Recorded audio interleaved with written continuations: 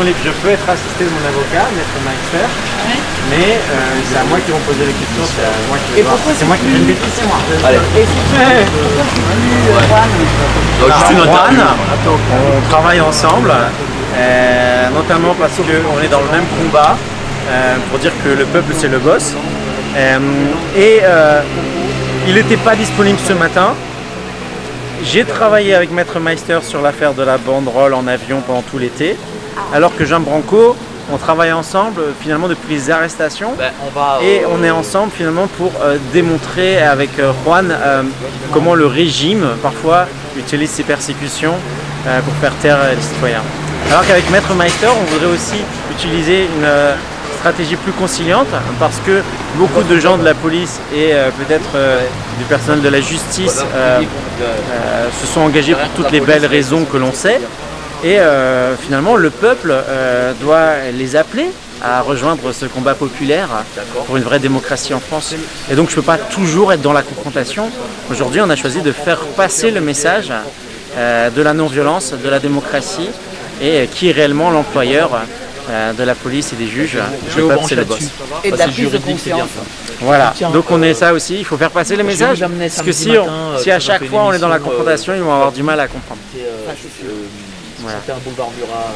C'est quand même aussi des intellectuels, ils me voient que comme un révolutionnaire avec la casquette rouge. Révolutionnaire hier, quelques notes de... Hop, je mets la casquette rouge et tout de suite la police arrive. J'ai pas trouvé de casquette rouge. Il y a pas de déclaration ensemble. Avec les enfants de la patrie.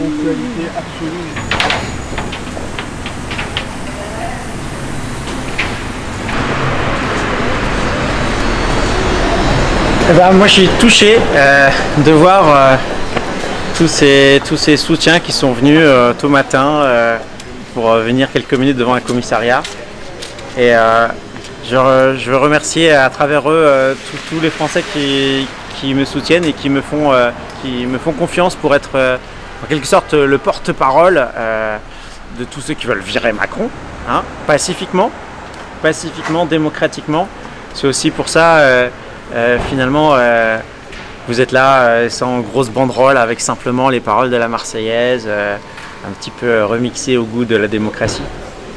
Et je suis content aussi d'annoncer que pour entre guillemets me défendre, parce que c'est pas très grave, vous savez, si un jour je vais en prison, si c'est pour la bonne cause, hein, comme je le répète, Macron il a dit qu'il voulait emmerder des millions de Français, donc il les emmerde jour après jour. Si on multiplie, ça fait des millions, des trentaines, des cinquantaines, des centaines de millions de jours d'emmerdement. Si un jour, moi, je dois passer une centaine de jours derrière les barreaux, à tort, hein, parce que moi je ne veux pas être non plus faire quoi que ce soit d'illégal.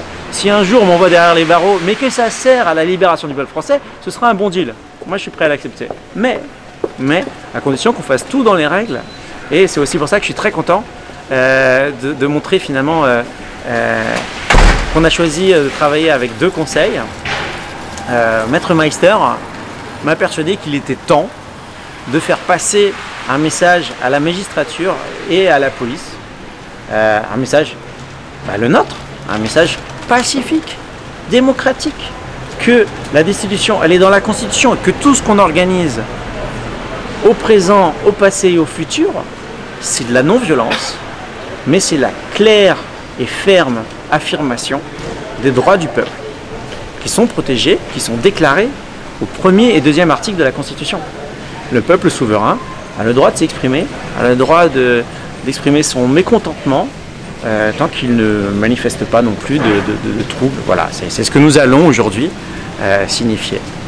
Avec David Annemelrich et son avocat Maître Meister, venez. Là, on est au commissariat. Pourquoi vous êtes là? Pourquoi cette conférence ce matin, cher David? Nicolas, tu m'as vu déchirer des convocations et je ne me suis pas toujours rendu aux auditions. Oh, c'est pas Nicolas. Hein. Mike, tu vois, ce matin, on va essayer de raconter des faits, rien que les faits tout à l'heure.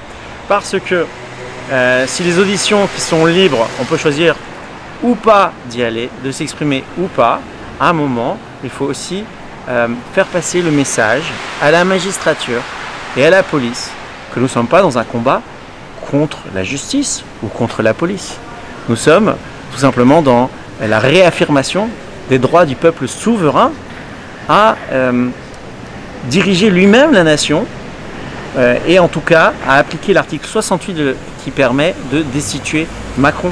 Comme nous le faisons pacifiquement et démocratiquement, il est temps que cela se sache et que le pouvoir, le régime de Macron, arrête de nous caricaturer et que chacun sache qu'on peut virer Macron démocratiquement. Oui, mais d'aucuns vous diront, oui, mais il a été réélu, donc pourquoi mettre en place l'article 68? Est-ce qu'il a trahi le peuple? Parce que je crois que c'est une question de trahison aussi. Je crois qu'il ne faut pas rentrer dans le débat de ce qui s'est passé il y a un an lors des élections. Il faut directement passer à la conclusion. S'il a été élu démocratiquement, le symétrique, c'est de pouvoir le destituer. Voilà, si c'est dans la Constitution l'article 68, c'est pour qu'on s'en serve. Et je tiens même à dire que si même l'article 68 n'était pas écrit à l'origine par De Gaulle a été beaucoup plus loin que l'article 68, puisque lui, à partir du moment où il n'avait plus le soutien populaire, qu'il vérifiait directement, eh bien il partait. C'est-à-dire que l'esprit de la Ve République, certes, c'est un président qui préside dignement, c'est aussi un président qui s'en va dignement. Si on a des psychopathes qui s'accrochent au pouvoir comme des sangsues, à nous de demander aux représentants de la nation, qui sont les députés, qui sont les sénateurs, qui sont les réels... Mais là, au commissariat, qu'est-ce que vous direz aux policiers? On va simplement leur rappeler tout ce qu'on organise, à la destitution du président, on l'organise pacifiquement. Bonjour, ce qui est intéressant avec David Bonnet-Merling, c'est que il n'est absolument pas violent, c'est un pacifiste du combat politique. Il ne casse pas, il ne s'en prend pas à la police, il apprécie et il aime les forces de l'ordre, et d'ailleurs il est là aujourd'hui pour leur répondre, et non pas pour leur faire perdre leur temps.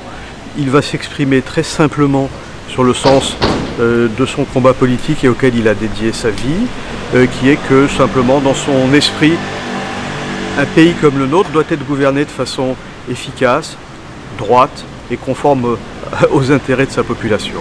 Donc c'est ce qu'il a l'intention de dire aujourd'hui, et je doute qu'on puisse lui reprocher la moindre infraction compte tenu du calme, de la politesse et de la sérénité avec laquelle il mène ses actions politiques.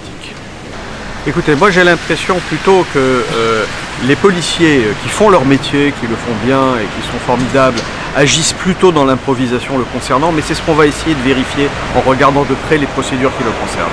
J'ai le sentiment d'une improvisation un peu malheureuse et un peu tâtonnante, mais il se peut qu'il y ait un plan derrière, et c'est ce qu'on va essayer de savoir. Je ne peux pas répondre à ce niveau-là. Écoutez, ce que je remarque, c'est qu'à chaque fois que David, qui est extrêmement calme, pacifique, sympathique, voire même poétique parfois dans sa façon de procéder, se pointe quelque part avec 4 ou 5 amis, il est immédiatement menotté, embarqué, amené au poste de police, on lui confisque ses effets, son téléphone, et il est censé venir s'expliquer plusieurs fois par semaine. Donc dès qu'il arrive quelque part, il est interpellé. Écoutez, il est extrêmement gentil, c'est un intellectuel, il est pacifiste, il faut le rappeler, non violent, il a des idées avancées, construites, sophistiquées. Il n'y a pas besoin de le menotter, de l'embarquer et de l'enfermer dans une geôle à chaque fois qu'il se pointe devant un bâtiment public. Ça suffit. C'est difficile à dire parce qu'on ne sait pas très bien s'il est attendu, suivi, repéré, ou bien si ce sont des contrôles qui se décident au dernier moment, dans l'improvisation, la panique. En tout cas, dès que David arrive quelque part, il a à peine le temps de s'installer devant un bâtiment public avec une pancarte ou expliquer à ses amis ce qu'il vient faire là, il est embarqué. Il y a 10 policiers qui viennent autour de lui, il fait rien, il n'y a pas de violence. Justement, est-ce que ça c'est légal ça? Non, ce qui n'est pas légal, c'est le côté harcelant et permanent et répété à l'infini de la même manœuvre qui consiste à l'exfiltrer partout où il va pour protester pacifiquement et faire passer ses idées, de le saisir et de le dégager en le mettant dans un fourgon de police et en l'emmenant dans un commissariat et en lui remettant une convocation au bout de 4 heures en lui expliquant qu'il doit revenir dans la semaine, s'expliquer en audition libre. Bon, c'est, je veux dire, une fois, 2 fois, enfin au bout de 5 fois. Qu'est-ce qu'il lui reproche exactement? Eh bien écoutez, à chaque fois, il lui reproche des infractions imaginaires, comme l'appel à une manifestation illicite. Donc il y a une utilisation abusive et farfelue des qualifications juridiques, juste pour l'embarquer et le dégager. Enfin, c'est une opération de nettoyage de l'espace public, mais qui s'applique à un garçon qui n'est ni violent, qui ne trouble pas l'ordre public, qui ne dérange personne. Enfin, c'est tout de même inconséquent. Enfin, je veux dire, occupez-vous des gens violents et laissez les gens qui ont des modes d'expression qui relèvent du happening et de l'expression libre, laissez-les tranquilles, qu'ils puissent s'exprimer. Enfin, à qui nuit-il? Qui peut avoir peur d'une pancarte Ou alors c'est que justement on a peur d'écouter ce qu'il dit. Bon, mais dans ces cas-là, c'est qu'il y a quelque chose effectivement qui ne va pas. Donc voilà, je suis là pour expliquer aux policiers que ça suffit. Et puis essayer de comprendre quelles sont les conditions de ces interpellations et pourquoi ça se reproduit aussi fréquemment. Écoutez, en ce qui me concerne, il n'y a aucune infraction à lui reprocher. Il n'a rien fait de répréhensible sur le plan légal et toutes les infractions qui sont invoquées sont un habillage pour justement faire ce que je viens d'expliquer, c'est-à-dire l'exfiltrer de l'espace public. Donc David n'ira pas en prison, en tout cas pas encore. Ça dit une espèce d'intolérance qui met sur le même plan des formes d'action violente, des formes de protestation, et puis une irritation permanente des organes du pouvoir. On peut les comprendre à certains égards, parce qu'il y a une forme de chaos, d'opposition sur le plan social, mais ça donne l'impression véritablement de quelque chose d'un peu urticant qui les démange, et ils ne savent plus très bien, bon, dès que quelqu'un se pointe avec une casquette et une pancarte, il devient une menace. On dit qu'il n'y a plus de hiérarchie des menaces. C'est ça qui me paraît frappant. Mais sommes-nous encore en démocratie pour le coup? Je vous laisse répondre, vous et vos auditeurs. Moi je crois que oui, mais on n'est pas obligé d'avoir tous le même avis, c'est ça la définition de la démocratie.